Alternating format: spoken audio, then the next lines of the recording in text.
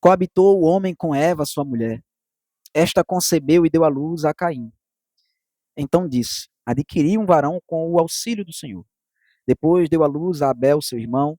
Abel foi pastor de ovelhas e Caim lavrador. Aconteceu que no fim de uns tempos trouxe Caim do fruto da terra uma oferta ao Senhor.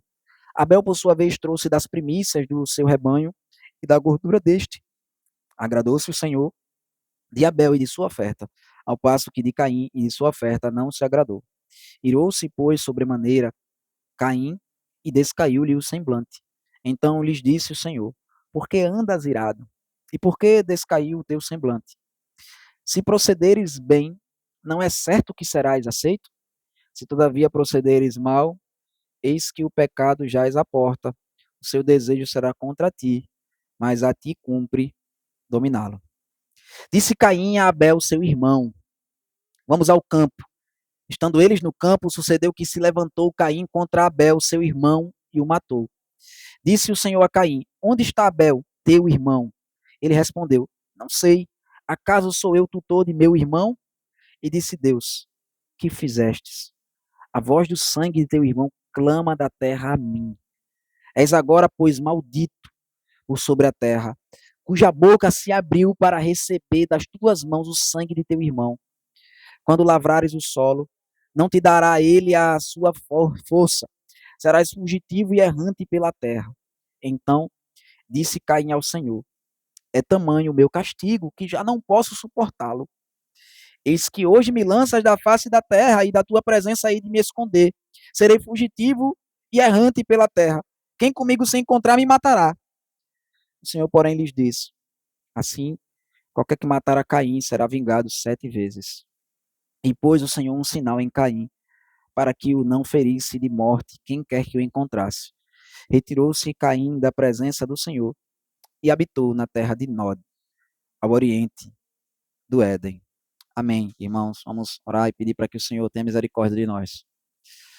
Deus, Pai, nós precisamos do Senhor, Pai. Precisamos que o Senhor tenha misericórdia de nós, meu Deus, para que não nos encontremos entre aqueles, meu Deus, que desconhecem o Senhor, meu Pai, ou que não amam o Senhor verdadeiramente, Pai. Que mesmo que compareçam, meu Deus, ao dia escolhido para adorar, Senhor, tenha o coração distante do Senhor e te adora do jeito que quer, Deus. Senhor, tenha misericórdia de nós e nós não sejamos encontrados dessa forma, Pai, diante do Senhor, como foi Caim, Deus, o homicida. Misericórdia de nós, Pai, nos ajuda a entendermos a Tua palavra, Pai, e que ela seja transformadora em nossas vidas, Pai. Que ela rasgue o nosso coração, nós possamos, meu Deus, estar diante do Senhor, Pai, rendidos, mas transformados, à semelhança do Teu Filho Jesus a cada dia. Em nome dele que nós oramos. Amém. Irmãos, como que a gente pode fazer algo contra Deus? Será que a gente consegue, de fato, ofender o Altíssimo? Será que a gente consegue causar algum prejuízo em Deus? Às vezes a gente usa uma linguagem, né, a gente diz assim, olha, nós não estamos glorificando a Deus. Deus não está sendo glorificado nisso que nós fazemos.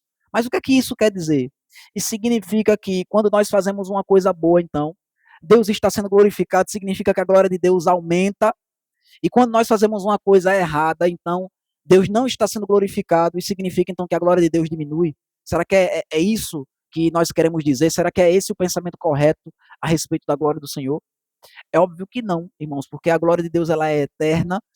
Até mesmo quando Salomão construiu o templo do Senhor, ele mesmo disse: eu construí esse templo, mas o Senhor não habita em templos feitos por mãos humanas. O que é isso? Como é que o Senhor, se ele disse, nem os céus dos céus conseguem contê-lo, quanto mais essa casa que eu fiz para a tua habitação?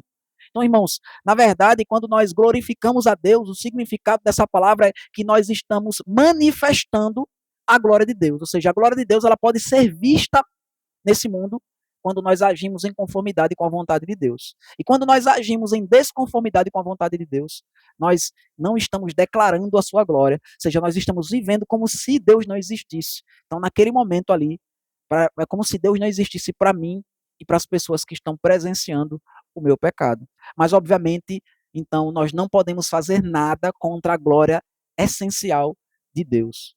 Mas o que nós podemos fazer, irmãos, é prejudicar os homens e esse mundo quando nós ofendemos quando nós agimos em desconformidade com a vontade de Deus, fazemos parecer que Deus ele não é rei, não é supremo sobre todas as coisas. Nosso texto fala um pouco a respeito disso, irmãos, de um homem que estava irado contra Deus. E como ele não podia fazer nada para ofender a esse Deus, como ele não conseguia matar ao Deus que agora ele odiava de modo manifesto, ele então se volta contra o homem que manifesta a glória de Deus. Ele então o destrói. Nós terminamos a meditação, irmãos, na semana passada com uma advertência que Deus deu para Caim. Deus ele se dirigiu a Caim, o assassino, que, como nós vimos na semana passada, o assassinato dele surgiu ou brotou de um coração que não temia ao Senhor, que não reconhecia que Deus ele deve ser adorado do modo que ele exige de nós. Então nós vemos que Deus o advertiu quando ele o adorou de forma errada. Deus se dirigiu a Caim e disse: por que você está irado? Por que você está achando ruim? Por que você está reclamando? Qual é a sua queixa? Porque você está fazendo tudo errado. Você está me adorando do seu jeito, confiando naquilo que você mesmo é capaz de fazer, ao invés de você fazer a minha vontade, aquilo que eu revelei para você. E Deus diz então que se nós adorarmos a Ele do jeito errado, irmãos, isso vai trazer sérias consequências para a nossa vida. Ele diz: se procederes bem, não é certo que serás aceito. Se todavia procederes mal, eis que o pecado jaz à porta. O seu desejo será contra ti, mas cumpre a ti dominá-lo. Deus ele confronta Caim com a realidade do pecado em nossas vidas, irmãos. Nós não podemos viver como se nós fôssemos pessoas neutras, como se nós fôssemos capazes tanto de fazer o mal como de fazer o bem. Não, irmãos, esse tempo já passou. Adão no jardim, ele foi criado bom e tinha a capacidade de fazer o mal. Mas hoje nós nascemos incapazes de fazer o bem. Nós não devemos viver como quem confia na sua própria capacidade de fazer o bem. Irmãos, quando um homem ele faz algo que é bom, isso é uma graça e uma misericórdia de Deus demonstrada para esse mundo que é inexplicável, irmãos. Porque nós não temos em nós mesmos a capacidade de fazer algo bom. Como Deus diz aqui para Caim, ele diz: olha, o pecado ele está sempre à espreita. Ele está sempre buscando lhe tragar como um animal que, se ele pegar a sua presa não tem como escapar. O interessante é que Caim ele não respondeu nada a Deus. Irmãos, a gente não vê nenhuma resposta Caim dizendo algo diretamente a Deus a respeito dessa advertência, dessa misericórdia que Deus está demonstrando, se assim a gente puder dizer, para Caim, em adverti-lo do seu pecado. Pelo contrário, nós vemos que o coração de Caim já havia sido tomado, que o desejo do pecado já havia dominado Caim, porque ele, ao invés de se dirigir a Deus em arrependimento, em vez de ele se dirigir a Deus reconhecendo que ele não tinha do que reclamar, que o erro estava nele, ele se dirige ao seu irmão. E quais palavras que ele usa para se dirigir ao seu irmão?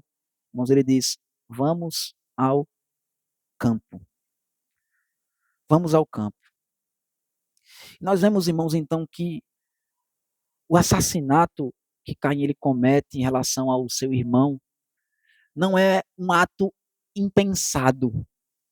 Eu lembro quando eu trabalhava no Ministério Público, tinha uma campanha lá em 2012, se eu não me engano, que foi lançado no Brasil, que era Conte até 10. Que metade mais ou menos dos homicídios, irmãos, eles são cometidos justamente por impulso. Pessoas que se parassem um pouco para pensar não teriam cometido aquele crime ali, não fariam aquilo, não tirariam a vida daquela pessoa. Então, eles disseram, conte até 10, né, uma campanha, participou até os lutadores, Anderson Silva e outros homens aí que eram conhecidos, vestiram a camisa e estavam fazendo parte dessa campanha, para mostrar que você não precisa demonstrar sua força tirando a vida de uma outra pessoa. Mas veja que, na verdade, no final das contas, irmãos, o que a Bíblia nos fala aqui a respeito do primeiro assassinato, que, na verdade, nada que nós fazemos é absolutamente impensado, ou seja, é totalmente impensado. Que no nosso coração, irmãos, a Bíblia nos ensina procedem todos os maus desígnios. De fato, às vezes, se nós parássemos para pensar a gente não faria muitas coisas que nós fazemos de errado. No entanto, nós escolhemos não pensar, irmãos, para que nós possamos dar vazão ao nosso pecado e cometer coisas terríveis. Veja que aqui ele premeditou completamente o seu pecado. Não foi um ato impensado, não foi um ato de ira, em que ele estava fora de controle de modo completo. Não. Ele fala com seu irmão, ele diz: vamos ao campo. Vejam, irmãos, a Bíblia ela não nos dá detalhes aqui que a gente não precisa saber. A Bíblia ela foi escrita para poder nos contar uma história, a história da salvação, e as informações que são nos dadas são suficientes para que a gente possa entender isso. Aqui, apesar da Bíblia não ter dito, já existiam outros irmãos de Caim e Abel. A gente vê que aqui eles já são adultos. Adão e Eva, eles tiveram outros filhos. A Bíblia vai nos falar isso em um outro momento, que eles tiveram outros filhos. Caim, ele fala para seu irmão, vamos ao campo justamente para afastá-lo das outras pessoas, dos seus outros irmãos que já existiam. Então, veja que ele está planejando aqui completamente aquilo que ele quer fazer de ruim. Ele quer matar o seu irmão. E se a gente olhar aqui, não é por algo específico no seu irmão. Veja, a Bíblia diz que, de fato, Caim odiou o seu irmão. Né? Se nós abrirmos lá em 1 João capítulo 3, vai falar que nós devemos amar os nossos irmãos, e vai dizer, não como Caim, que era do maligno, e matou o seu irmão. Então, Caim, ele de fato não amava o seu irmão, ele o odiava. Mas veja que o ódio aqui de Caim por Abel, não é porque Abel era um homem que ele invejava, ou um homem que fez algo, que tinha algo que ele queria e ele não tinha. Pelo contrário, irmãos, se nós nos lembrarmos, Caim e Abel nasceram, Caim foi o primogênito, aquele que recebeu toda a atenção da sua mãe, e Abel foi aquele que foi desprezado. O motivo por trás desse assassinato, na verdade, é um ódio contra o próprio Deus. Ele ficou irado, foi porque Deus recebeu a oferta de Abel e não recebeu a sua própria oferta. Então ele chama o seu irmão ao campo, e estando eles no campo, ele se levantou contra Abel, seu irmão, e o matou. Vejam, irmãos, como que Eva não poderia estar mais errada. Nós meditamos na semana passada e vimos que Eva ela tinha a esperança de que seu filho Caim ele fosse o Messias, ele fosse o Salvador do mundo. Ou seja, aquele homem que Deus ia levantar para que ele trouxesse vida e salvação para o seu povo. Mas, na verdade, ele foi aquele que se levantou. E a única coisa que ele fez ao se levantar foi tirar a vida do seu próprio irmão. É algo terrível a gente parar para pensar, né? Um irmão tirando a vida de outro irmão.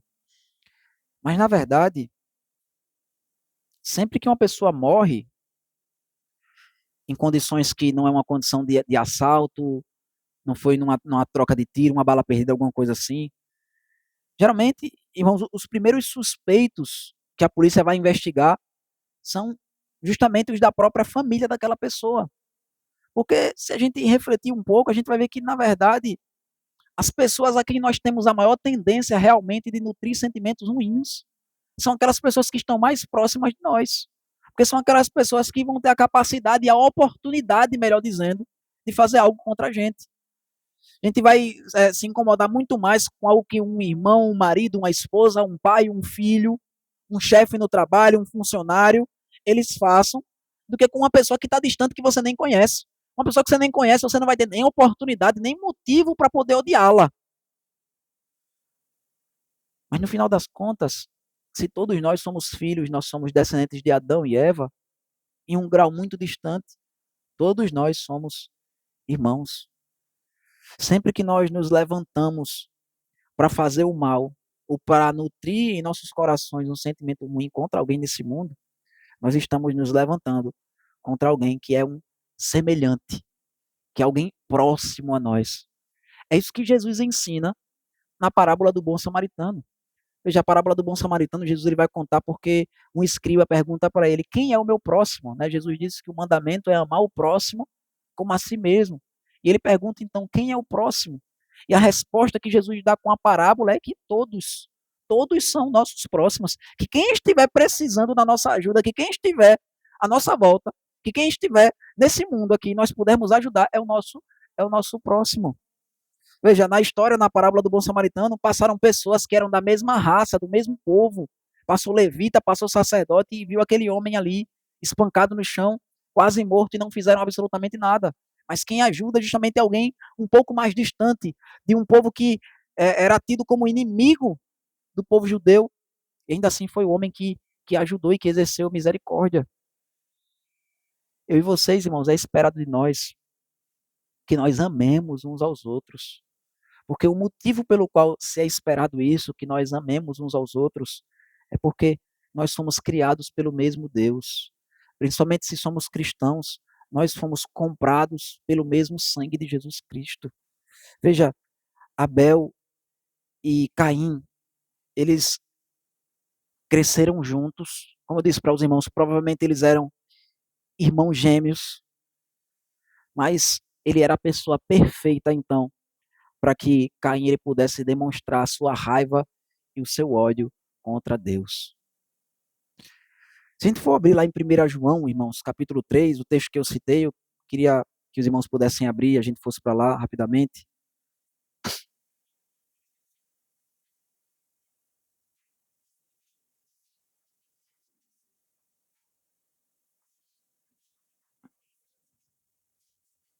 A partir do versículo 11.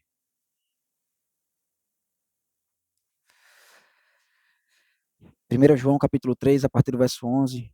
Porque a mensagem que ouviste desde o princípio é esta, que nos amemos uns aos outros. Não segundo Caim, que era do maligno, e assassinou a seu irmão. E por que o assassinou? Porque as suas obras eram más, e as de seu irmão justas. Irmãos, essa palavra que é usada aqui, que o apóstolo João ele fala, ele usa para dizer que Caim assassinou o seu irmão, não é uma palavra usada comumente para falar a respeito de um assassinato.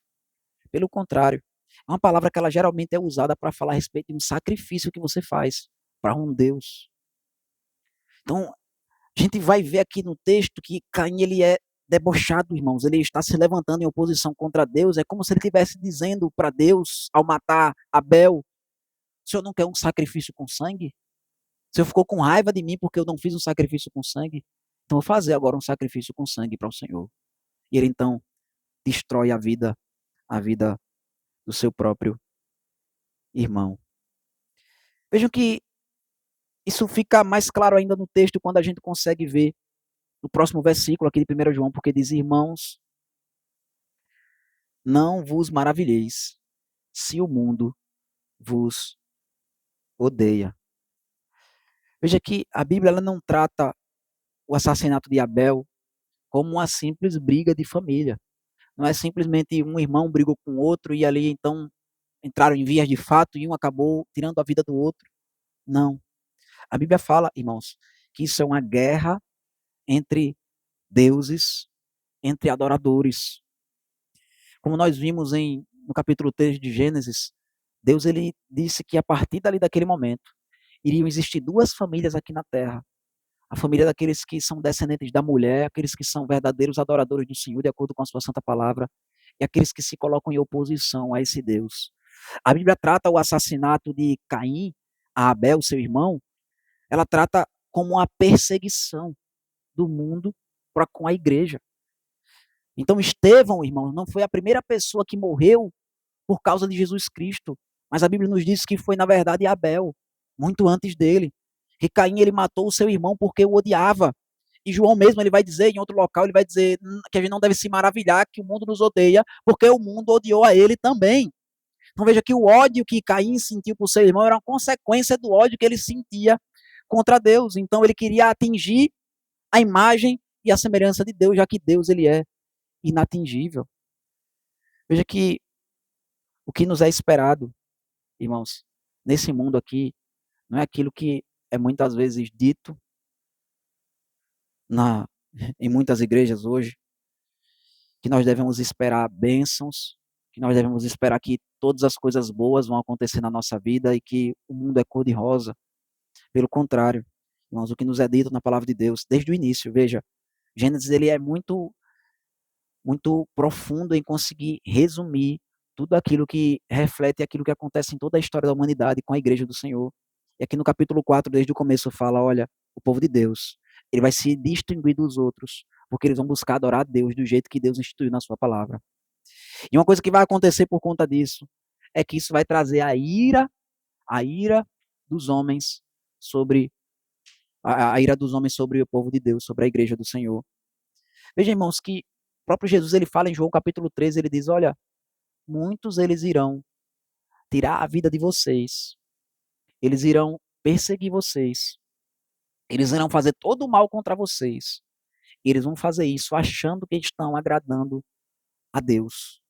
Todo muçulmano ele faz isso. Quando ele está se explodindo, quando ele está tirando a vida dele e matando várias pessoas à sua volta, ele está achando que ele está glorificando a Deus. Ele está achando que ele está fazendo a vontade do Deus verdadeiro, quando na verdade ele faz parte da descendência de Caim, da serpente, ele pertence ao maligno e está usando a sua vida como um instrumento para matar pessoas, muitas vezes servos do Senhor.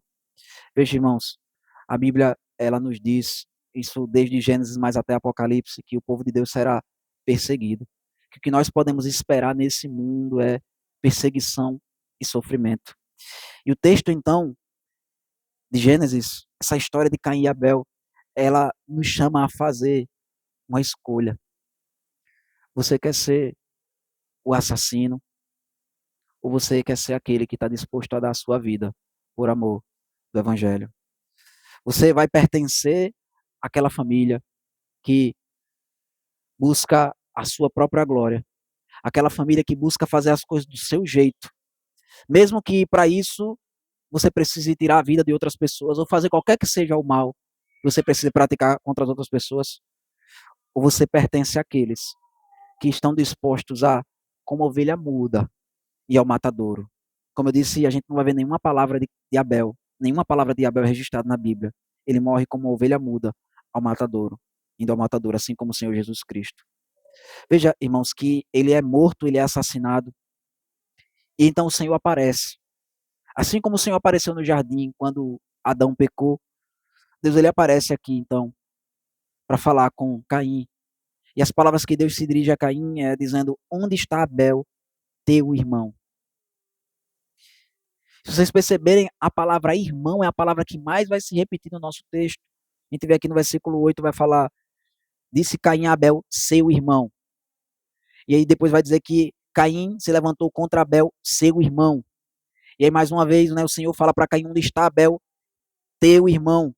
E a resposta de Caim é, não sei, acaso sou eu o tutor de meu irmão?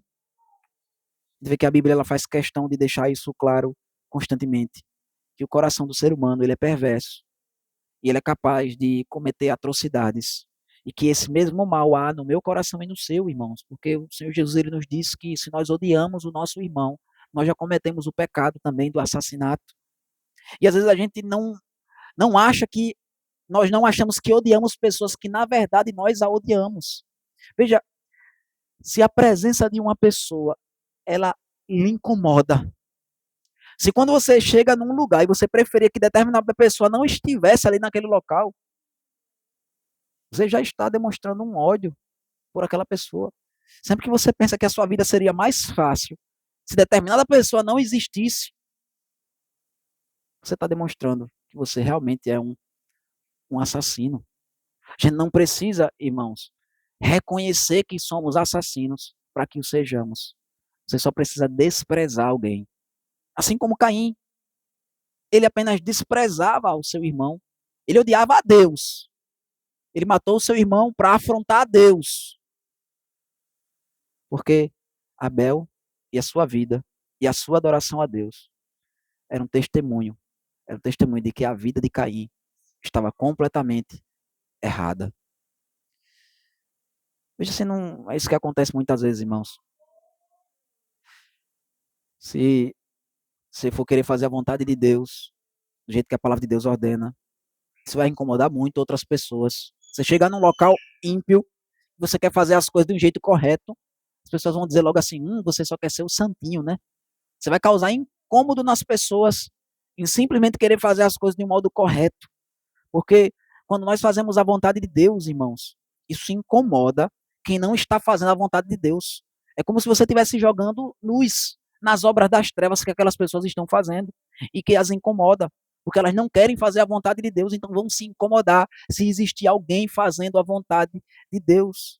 É por isso que muitas pessoas, irmãos, que defendem todo tipo de atrocidade nesse mundo, eles não simplesmente estão preocupados em cometer as suas práticas pecaminosas, mas elas estão em uma hostilidade contra aqueles que simplesmente não praticam.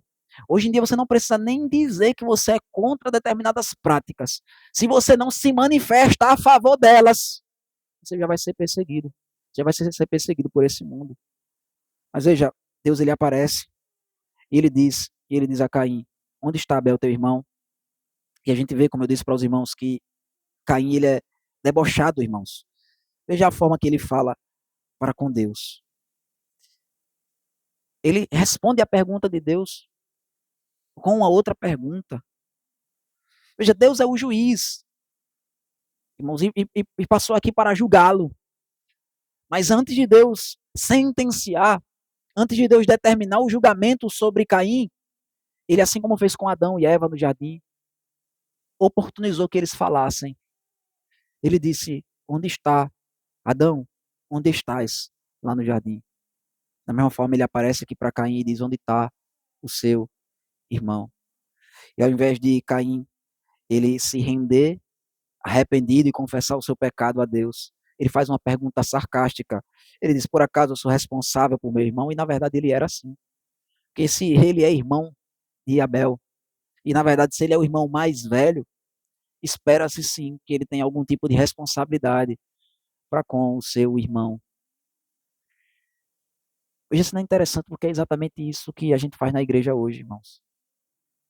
A gente não quer se envolver na vida uns dos outros.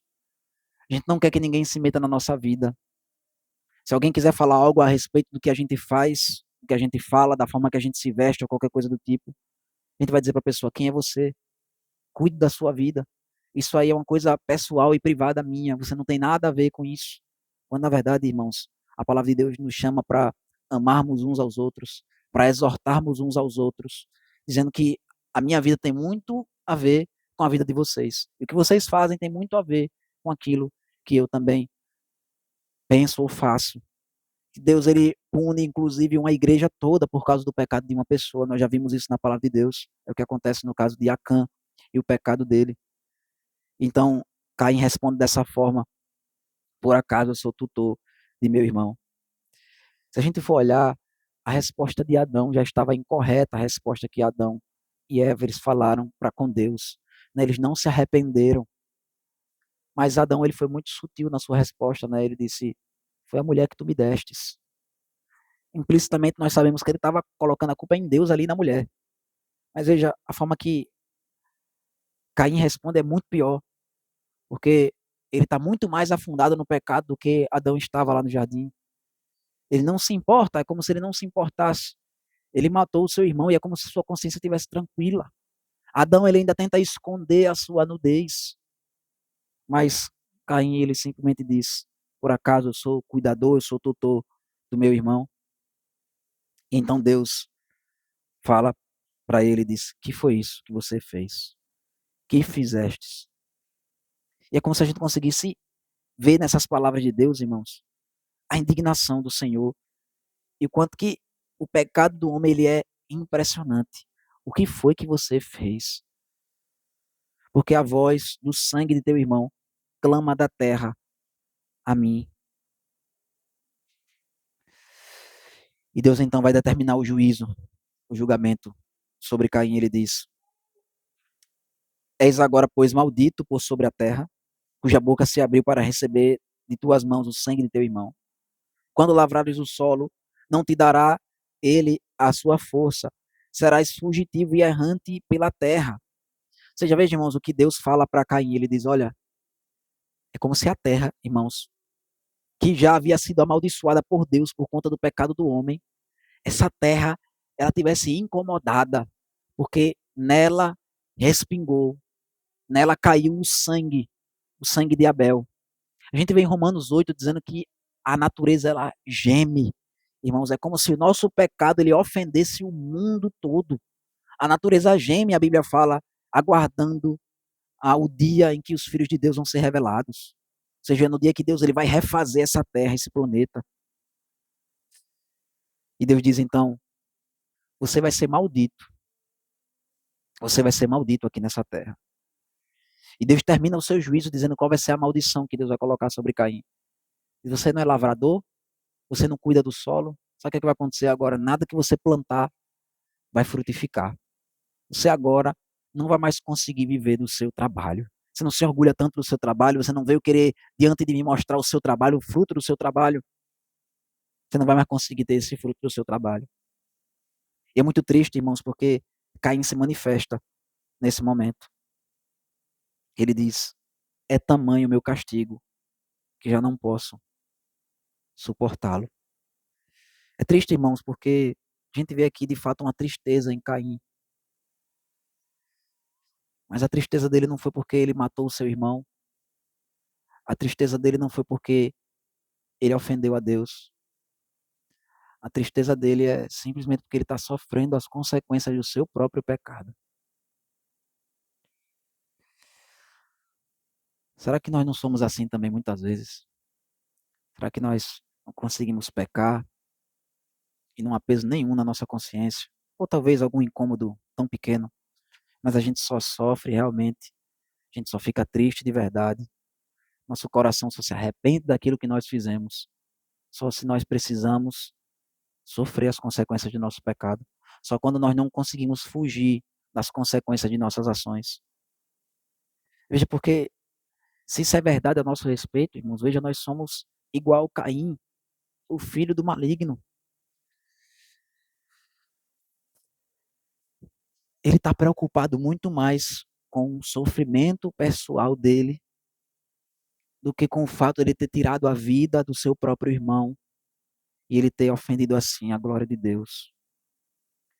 Tem um livro fantástico, irmãos, maravilhoso, que fala sobre o pecado, que a tese do autor do livro é que nós deveríamos preferir o maior dos sofrimentos ao invés do menor dos pecados. Veja, o sofrimento, irmão, sofrer não é bom, mas a gente pode extrair muita coisa boa do sofrimento. Nós falamos até um pouco a respeito disso hoje pela manhã, né? O salmista Davi, ele fala, né? Foi-me bom ter passado pela provação, porque eu aprendi a obedecer os teus juízos. Mas você não vai ver Davi, nem ninguém na Bíblia falando que o pecado você consegue tirar coisa boa dele. Foi bom ter pecado. Pelo contrário, o apóstolo Paulo lhe fala, pois na minha carne não existe bem algum. Claro que Deus ele pode, irmãos, conseguir tirar, fazer coisas boas, mesmo através e mesmo apesar, melhor dizendo, dos nossos pecados. Mas veja que quando nós nos incomodamos muito mais porque nós sofremos e nós somos tão sensíveis ao sofrimento, Caim foi tão sensível aqui ao sofrimento, a indignação, a tristeza tão profunda, é quase como se ele estivesse dizendo aqui que Deus está sendo injusto. Não, Senhor, meu castigo é muito grande, como é que eu vou suportar um castigo desse? Sendo que ele tirou a vida. Ele tirou a vida do seu próprio irmão. Jesus, irmãos, ele morreu na cruz, ele passou por um sofrimento terrível para poder pagar pelos nossos pecados. Mas se fosse exigido de Jesus, se Deus o Pai dissesse para Jesus, cometa um pecado para você poder salvar o mundo, Jesus ele não teria aceitado. Na verdade, essa proposta foi feita, não por Deus, é claro, mas por Satanás. Satanás ele disse, olha, se você se prostrar diante de mim, eu desisto aqui dessa guerra, tá tudo bem, você venceu. Eu entrego todos esses reinos aqui que estão sob minha autoridade agora por conta do pecado. E Jesus, ele é enfático em mandar Satanás embora, porque não faria sentido para Jesus cometer o menor dos pecados. Ele estava disposto a enfrentar o maior dos sofrimentos, e foi exatamente isso que ele fez por nós. Mas ele nunca estaria disposto a cometer o menor dos pecados. Como que nós, irmãos, podemos ser como Caim, que se incomoda com qualquer sofrimento, Ninguém pode nem pisar no nosso pé. Ninguém pode nem falar uma palavra que ofenda a nossa honra, a nossa glória. Mas nós somos capazes de cometer todo tipo de pecado e a nossa consciência consegue ficar tranquila. Veja, o castigo dele realmente é algo difícil, porque ele não podia mais plantar. A Bíblia fala que ele vai ter que viver errante, porque ele queria ter que viver, ele tem que viver como um nômade. Ele ia habitar num local, ele ia gastar ali todos os recursos naturais daquele local e ele não podia plantar. Ele ia ter que mudar para outro local e gastar todos os recursos naturais daquele outro local e depois ia ter que ficar se mudando assim. Mas isso não é nada. Isso não é nada. Ou não deveria ser nada para um coração que ama ao Senhor, que está disposto a sofrer, que está disposto a morrer, como Abel morreu, ao invés de cometer o menor dos pecados. Imagina, irmãos, por que foi que Abel morreu? Simplesmente porque ele quis adorar a Deus, do jeito que Deus quer ser adorado. Por que foi que Caim matou seu irmão? Porque ele não queria mudar suas práticas para que ele pudesse agradar a Deus. Mas vejam, irmãos, como Deus ele é misericordioso. Porque Caim ele fala, né? Eis que hoje me lanças da face da terra e da tua presença aí de esconder-me, serei fugitivo, errante pela terra, como quem comigo se encontrar me matará. E agora Caim ele virou um falante, irmãos. Eu disse que a gente não ouvia a voz de Abel, né, em nenhum momento no texto, mas Caim também ele falava muito poucas palavras. Né? Ele falou para seu irmão, vamos ao campo. Ele falava com Deus palavras poucas. Mas agora, irmãos, parece que esse homem se tornou um falador. Veja como ele ficou incomodado com o sofrimento. Veja como o sofrimento incomoda esse homem. E aqui ele mostra aqui que já existiam outras pessoas, que já existiam outros irmãos. Né? Ele diz, olha, se outras pessoas encontrarem comigo, ou seja, os irmãos, vão querer me matar, porque eu matei o irmão. A gente falou até sobre isso hoje pela manhã na igreja, né, que se alguém fosse morto, então o vingador de sangue ia tirar a vida daquela pessoa. Então Caim ele ficou com medo aqui de alguém tirar a sua vida. O Senhor demonstra misericórdia, irmãos, até mesmo sobre esse maligno pecador. O Senhor diz, assim qualquer que matar a Caim será vingado 7 vezes, e pôs o Senhor um sinal em Caim, para que o não ferisse de morte quem quer que o encontrasse. A gente vê aqui que é uma coisa interessante que acontece no texto, porque parece que Deus não protegeu Abel. Porque Deus ele poderia ter protegido Abel de ser morto por Caim. E no final das contas, parece que Deus então ele é conivente com o pecado, com o crime, porque ele termina abençoando ou dando alguma proteção para o criminoso. Mas na verdade, a gente para pensar, algumas pessoas vão dizer que Deus está demonstrando a misericórdia salvífica aqui para Caim, não é esse o caso, porque se a gente parar para pensar, nenhuma pessoa que a gente vai ver aqui da descendência de Caim será salva. A gente vai meditar na semana que vem sobre as descendências, tanto de Caim como de Adão. E nenhuma pessoa da descendência de Caim vai ser salva. Pelo contrário, eles vão todos serão destruídos no dilúvio. Não vai ficar ninguém vivo da família de Caim. Mas na verdade, Deus ele não está demonstrando aqui uma misericórdia salvadora para Caim. Mas Deus ele está fazendo aquilo que ele faz até hoje com os ímpios, as pessoas que não querem viver para a glória de Deus. Elas desfrutam de bênção e proteção. Deus ele faz o sol cair sobre justos e sobre injustos. E por que que Deus faz isso? A Bíblia fala que os mansos, eles herdarão a terra. Tudo que os ímpios fazem, irmãos, eles acham que estão engrandecendo o seu próprio nome com absolutamente tudo que eles têm. Na verdade, o que eles fazem vão ser usado e usufruído pelo povo de Deus na eternidade. Veja que exatamente isso que vai acontecer aqui com a família de Caim, porque nós veremos que a família dele, os descendentes dele vão ser inventores, vão inventar instrumentos de ferro, vão inventar instrumentos musicais, vão inventar bastante coisa. Mas na verdade tudo isso vai ser usado por Noé para construir a arca em que apenas o povo de Deus será salvo. Os instrumentos que os descendentes de Caim vão criar aqui, harpa e flauta, eles vão ser usados pelo povo de Deus para poder louvar ao Senhor. No final das contas, irmãos, Deus vai ser glorificado em todas as coisas. e aqueles que quiserem permanecer nos seus pecados. Aqueles que quiserem permanecer simplesmente se entristecendo nessa vida e até mesmo aparentemente se arrependendo dos seus pecados, mas só por conta do sofrimento que passam aqui nessa terra. Eles podem surgir como a flor do campo. Eles podem, quem olhar para eles, vê muita beleza, muita glória por um determinado tempo. Mas assim como a flor do campo, que surge num dia e no outro não está mais lá, eles também assim serão, irmãos. Por isso que Deus ele nos chama ao arrependimento dos nossos pecados. Não simplesmente para que nós nos arrependamos por conta do sofrimento que nos é infligido, mas independente, até mesmo se você estiver triste agora por causa dos sofrimentos que você tem sofrido por conta do seu pecado, abandone o seu pecado, se agarre a Cristo. Não para que você nunca mais sofra aqui nessa vida, como nós vimos um homem aqui, o primeiro homem que permaneceu firme e fiel a Deus. Ele morreu, foi assassinado, brutalmente assassinado pelo seu irmão, oferecido como um sacrifício, em deboche do seu irmão. Mas ainda assim, irmãos, agora ele se encontra com Deus na eternidade. A palavra de Deus, em Hebreus capítulo 11, vai falar que pela fé, Abel, ele, ainda que morto, ele vive. Mas a Bíblia nos fala algo mais glorioso do que isso, irmãos. Porque nos é dito aqui por Deus que o sangue de Abel, ele clama da terra. E o que o sangue de Abel clamava era por justiça, porque ele foi morto. Mas a Bíblia diz que o sangue de Cristo, ele fala coisas superiores ao que fala o sangue do próprio Abel. E o sangue de Cristo nos concede a graça e a misericórdia que nós não merecemos, irmãos. Não simplesmente de como Caim, ninguém poder nos matar, mas uma misericórdia e uma graça muito mais profunda, que faz com que nós possamos viver eternamente para a glória desse Deus, adorando Ele em espírito e em verdade. Amém, irmãos?